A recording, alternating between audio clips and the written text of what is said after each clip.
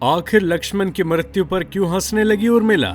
जब अपने पति लक्ष्मण की मौत की खबर सुनकर जोर जोर से हंसने लगी उर्मिला।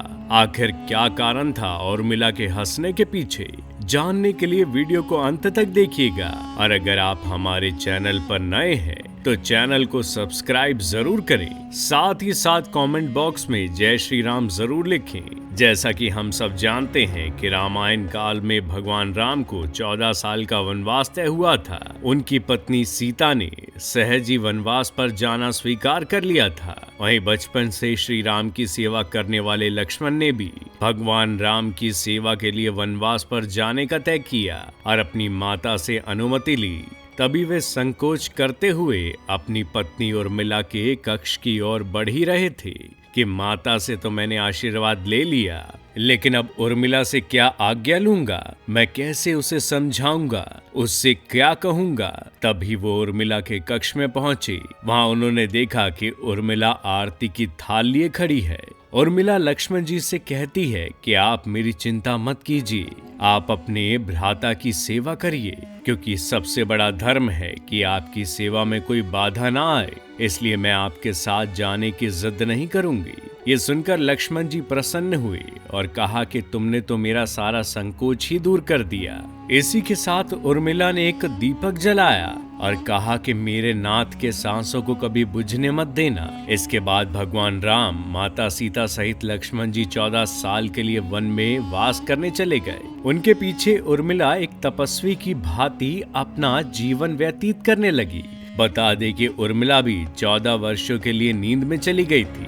दरअसल इसके पीछे का कारण है कि लक्ष्मण हर समय भगवान राम और माता सीता की सेवा में लगे रहते, इसलिए उन्होंने नींद की देवी से वरदान मांगा कि उन्हें 14 वर्षों तक नींद नहीं आए, ताकि वो चाहे सुबह हो रात हो हर समय अपने भ्राता की सेवा कर सकें।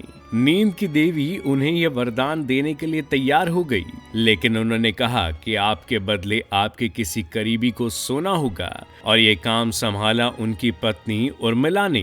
कहते हैं कि जब लक्ष्मण और मेघनाथ के बीच युद्ध हुआ, तब उस समय लक्ष्मण जी मूर्छित हो गए थे और तब हनुमान जी उनके लिए संजीवनी बूटी लेने गए थे। संजीवनी बूटी लेकर जैसे ही वो अयोध्या से गुजरे तो हनुमान जी को राक्षस समझकर भरत ने उन पर तीर से हमला कर दिया और हनुमान जी नीचे गिर गए। हनुमान जी ने भरत जी को सारी बात बताई कि किस तरह रावण के पुत्र मेघनाथ ने लक्ष्मण जी पर हमला कर दिया, इसलिए वो उनके लिए संजीवनी बूटी लेकर जा रहे हैं। वहीं आपको बता दे कि जैसे ही लक्ष्मण जी मूर्छित हुए, वैसे ही उर्मिला जी भी अपनी नींद से उठ खड़ी हुई थी। जहां भगवान राम जी की माता कौशल्या ने ये सब सुना तो उन्होंने कहा कि राम से कहना कि लक्ष्मण के बिना वो भी अयोध्या में पैर ना रखे। वहीं दूसरी ओर माता सुमित्रा ने कहा कि भगवान राम से कहना कि अभी भी मेरा पुत्र शत्रुघ्न मेरे पास है, अगर जरूरत पड़ी तो मैं उन्हें भी भेज दूंगी। मैंने दोनों बेटे भगवान राम जी की सेवा के लिए ही तो जन्मे हैं। माताओं का ऐसा प्रेम देख हनुमान जी की आंखों से भी आंसू आ गए।